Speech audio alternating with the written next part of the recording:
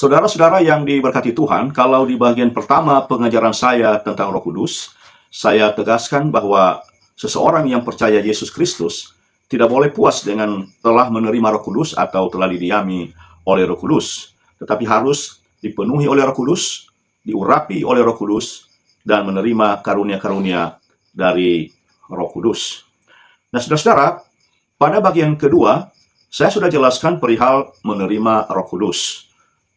Pada bagian ketiga, saya sudah jelaskan tentang perihal dipenuhi oleh Roh Kudus. Maka bagian keempat ini, saya mau sampaikan perihal diurapi Roh Kudus. Berkaitan dengan ini, saudara-saudara, ada 5 hal yang penting kita ketahui. Yang pertama, apa artinya diurapi Roh Kudus? Kata diurapi, saudara-saudara, dalam bahasa Ibraninya, Masiah. Dari kata ini muncul kata Mesias, artinya yang diurapi. Dalam bahasa Yunaninya, Kristos. Kata Mesiah berasal dari akar kata kerja Ibrani, masah, yang berarti menuangkan minyak, atau mengoleskan minyak, atau menyiram minyak kepada seseorang sebagai tanda pengangkatan khusus. Minyak yang digunakan kebanyakan minyak zaitun. Bukan karena ini sudah dipilih oleh Allah sebagai minyak urapan, tetapi karena memang minyak ini berlaku umum, digunakan pada saat itu.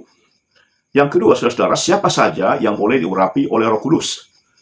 Dalam Perjanjian Lama, pengurapan ini biasanya dilakukan kepada orang-orang khusus, yaitu raja, nabi, dan imam sebagai lambang urapan Roh Kudus atas mereka. Dalam Perjanjian Lama, saudara-saudara, biasanya minyak urapan itu dituangkan di atas kepala, apakah itu raja, nabi, dan imam yang diurapi.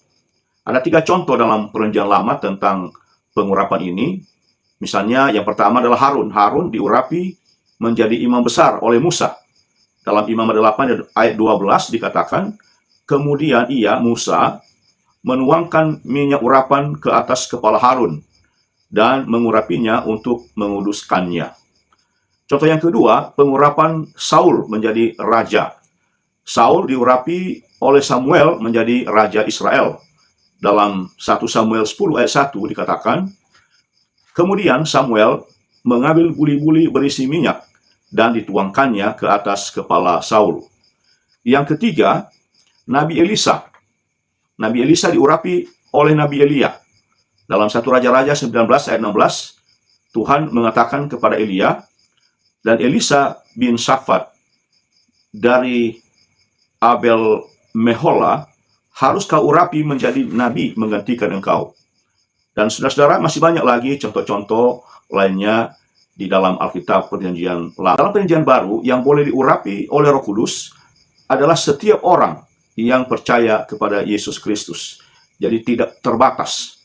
Dalam Perjanjian Baru, pengurapan atas setiap orang yang percaya bukan lagi melalui minyak urapan, tetapi langsung oleh Roh Kudus sendiri yang mengurapi.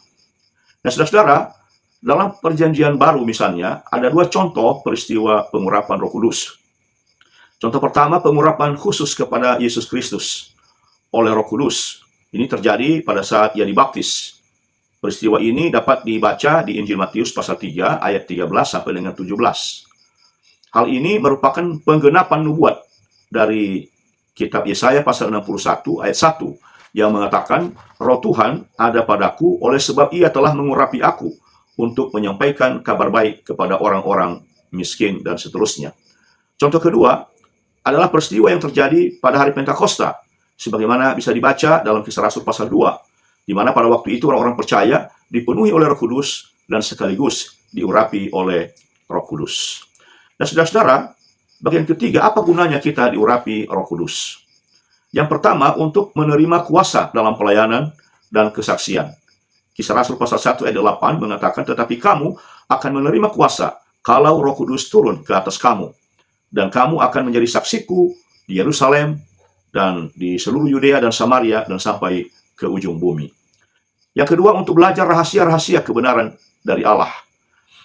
1 Yohanes pasal 2 ayat 27 mengatakan, sebab di dalam diri kamu tetap ada pengurapan yang telah kamu terima daripadanya.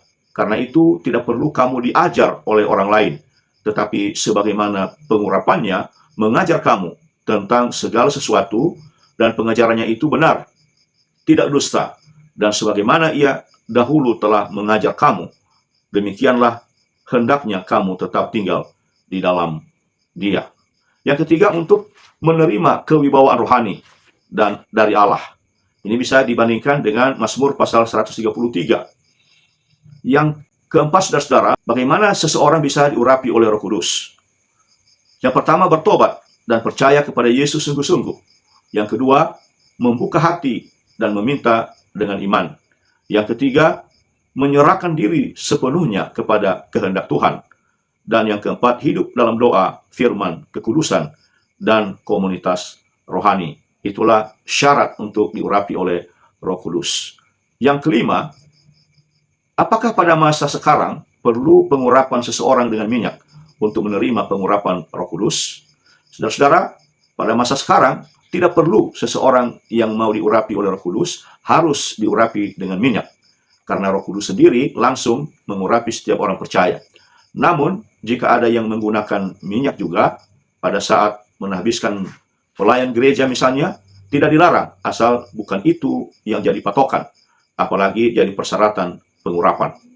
Pengurapan dengan minyak pada masa kini dapat dilakukan kepada orang-orang sakit, seperti yang tertuang dalam surat Yakobus pasal 5 ayat 14 sampai dengan 16. Saudara-saudara, pastikan bahwa Anda sudah diurapi oleh Roh Kudus.